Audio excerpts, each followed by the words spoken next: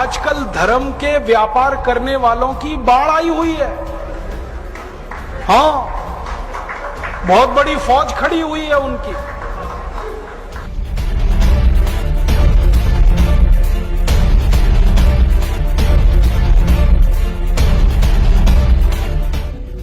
शराब का सबसे पहला फायदा, शराब आपके कॉन्फिडेंस को बढ़ाती है।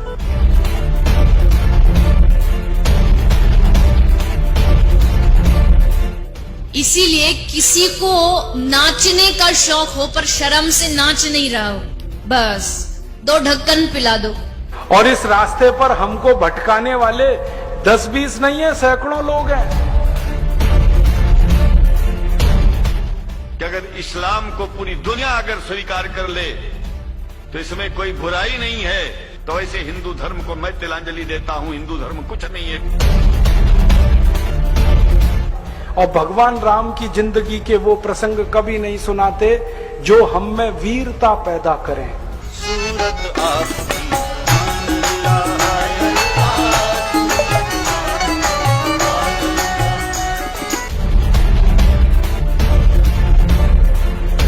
कहीं से 10 करोड़ लूटो, कहीं से 20 करोड़, कहीं से 25 करोड़।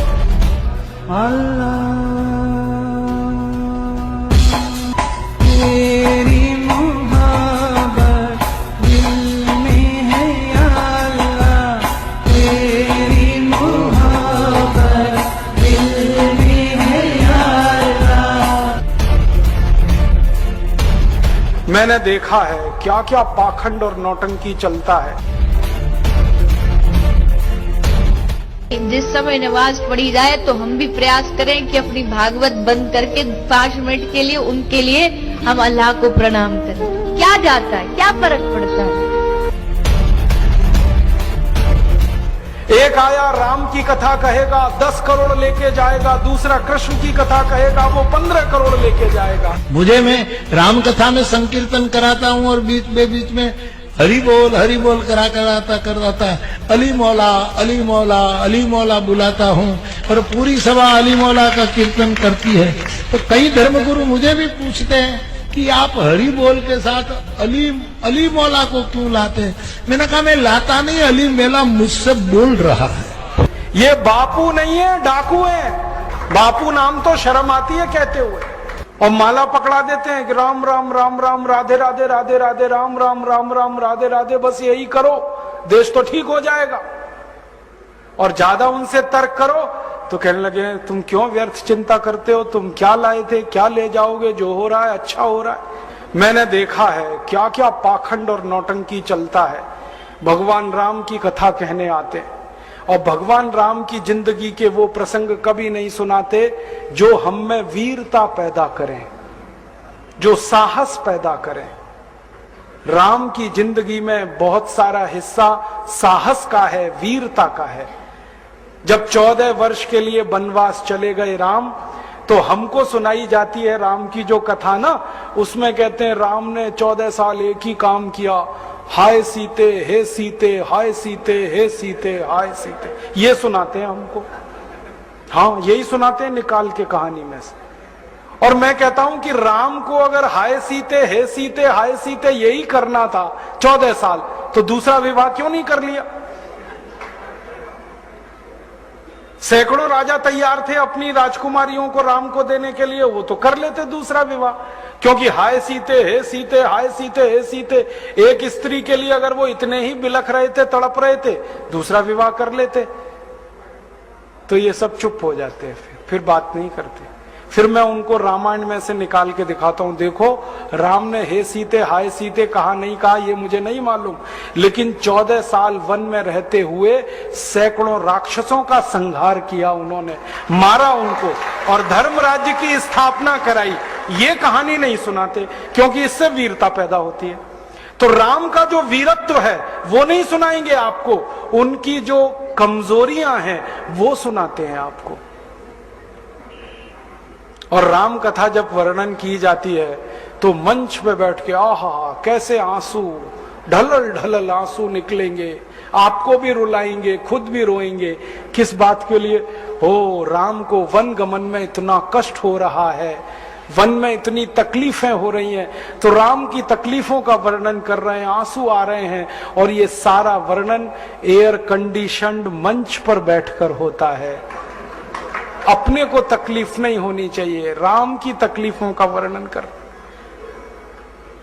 एयर कंडीशन मंच चाहिए, एयर कंडीशन घर चाहिए रहने के लिए, एयर कंडीशन कार चाहिए, और चार्टर्ड प्लेन चाहिए आने और जाने के लिए, तब राम की कथा सुनाई जाएगी।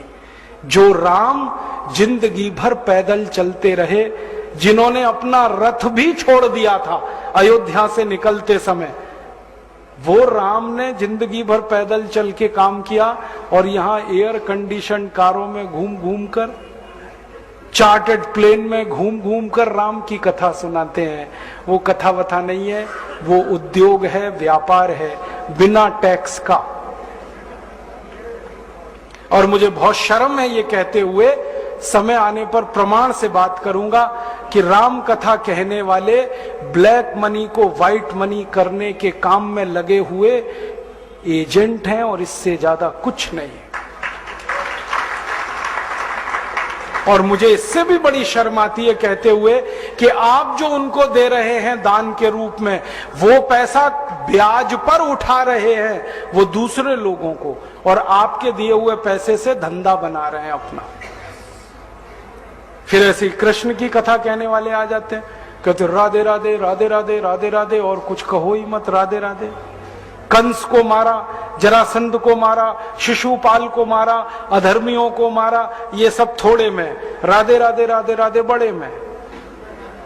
हाँ, क्योंकि आपको कायर बनाना है ना, निर्वीर बनाना है, नपुंसक बनाना है, तो वीरता की कहानी क्यों सुनानी है? तो चुन चुन कर ऐसी कहानियां सुनाते हैं। और मैं आपको बहुत गंभीर बात कह रहा हूं कि ये सारे हमारे देश में जो पाखंडी लोग हैं ना, राम और कृष्ण की कथा कहने वाले, ये सरकारों के साथ मिले हुए हैं, क्योंकि सरकारों ने इनको एक कान में मंत्र फूंका है, तुम लोगों का ध्यान इस तरफ भटकाते रहो ताकि कोई महंगाई के खिलाफ न लड़े, गरीबी के खिलाफ न लड़े, बेरोजगारी के खिलाफ न लड़े, अत्याचार के खिलाफ न लड़े, वो डूबा रहे राधे राधे राधे राधे राम राम राम राम, बस इसी में। और समझाते रहो, तुम क्या लाए थे, तुम क्या ले जाओगे, क्यों व्यर्थ चिंता करते हो, जो हो रहा है अच्छा हो रहा है, आगे होगा और भी अच्छा होगा। एक रास्ता ये है। अब दो रास्ते हैं अपने सामने, एक रास्ता भगत सिंह का, ऊधम सिंह का, चंद्रशेखर का, एक रास्ता हमारे ये धर्म गुरुओं का, पाखंडियों का, जो राम की कथा, कृष्ण की कथा। मुझे बहुत ऑफर आए हैं, मैं आपको दिल का दर्द बता रहा हूं, सच में कह रहा हूं, आपसे नाम नहीं लेता। मुझे ऑफर आए कि तुम कहां बेकार भटक रहे हो, मेरे साथ आ जाओ। मैंने कहा बापूजी क्या होगा उसमें? तो कहने लगे जितना मिलता है वो डबल हो जाएगा।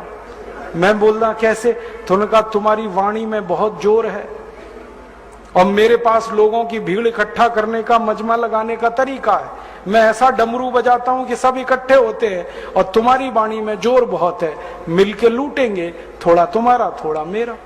ऐसे खुले ऑफर हैं मेरे पास। और मैं कहता हूं बापूजी माफ करो। क्यों? कहते तुम्हें पैसे नहीं चाहिए। मैंने कहा पैसे ही चाहिए होते तो बहुत रास्ते हैं मेरे पास, यही एक बचा है। पैसे ही कमाने हैं तो बहुत रास्ते हैं, ये एक रास्ता थोड़ी है। बहुत तरीके हैं, पैसे कमा लूं, घर बना लूं, बीवी बच्चे ले आऊं, करोड़पति हो जाऊं, 10 करोड़पति हो जाऊं, 100 करोड़पति हो जाऊं। बहुत आसान काम है ये तो। थोड़ी चालाकी हो तो सैकड़ों करोड़ बनाना बिल्कुल मुश्किल नहीं है इस देश में।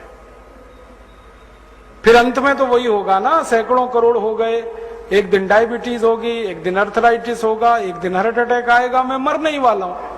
तो मरना तो है ही, वहां भी शायद जल्दी मरूं, क्योंकि जब शरीर में तामस वृत्ति आती है ना तो जल्दी मरता है आदमी।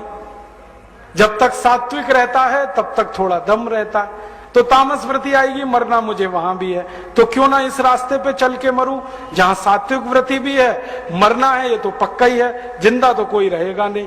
तो भगत सिंह का रास्ता क्या बुरा, ऊधम सिंह का रास्ता क्या बुरा, चंद्रशेखर का रास्ता क्या बुरा? कुछ करके मरो ना।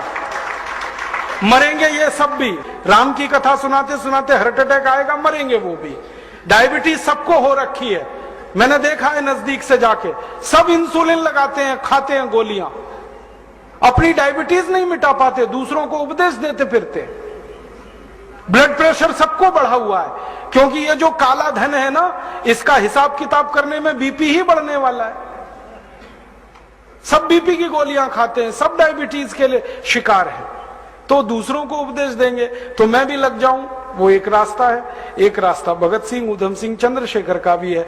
मौत तो दोनों में ही आने वाली है, बस अंतर इतना है, एक मौत ऐसी आएगी जिसको देश और समाज जिंदगी भर याद रखेगा, और एक मौत ऐसी आएगी कोई पूछेगा नहीं।